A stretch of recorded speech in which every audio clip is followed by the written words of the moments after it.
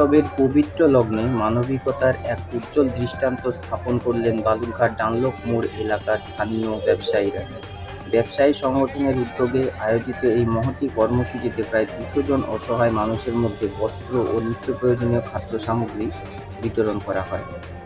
দীর্ঘ 15 মাস ধরে বাবার ভান্ডার নামে এই বিশেষ কর্মসূচি সফলভাবে পরিচালিত হয়ে আসছে। ডানলপ মোড় এলাকার সোনার দোকান থেকে শুরু করে মুদিখানার দোকান সহ বিভিন্ন ব্যবসায়ীরা একত্রিত হয়ে এই উদ্যোগ অংশগ্রহণ করেন।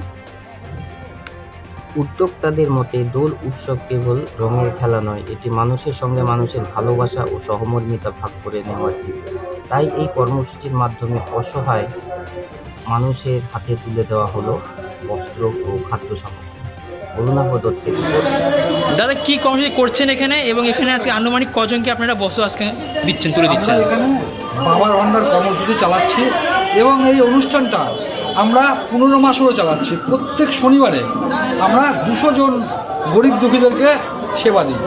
আর আজকে তাদের বাৎসরিক অনুষ্ঠান হিসেবে এখানে আমরা সর্বপ্রথম বস্ত্র বিতরণ করব, তারপরে পথচারীদের সেবা দিব, রাত্রেবেলা আমাদের গান কীর্তন হবে।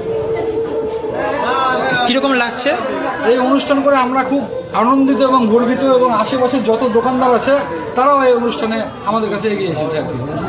আনুমানিক কজনকে আপনারা এখানে এসে দিচ্ছেন? এখানে আমরা আনুমানিক না, আমরা 200 জনের উপরে বস্ত্র বিতরণ করি এবং প্রত্যেক শনিবার 2 জনের উপরে সেবা দিই। হঠাৎ কীরকম কেন উদ্যোগ, কেন আপনাদের এলো মাথাতে যে এরকম উদ্যোগ? আমাদের বহুদিন আগে থেকে আমাদের মনোভাব ছিল, কিন্তু সকলের সহানুভূতির জন্য কম ছিল, যার জন্য পেরে উঠতে পারিনি।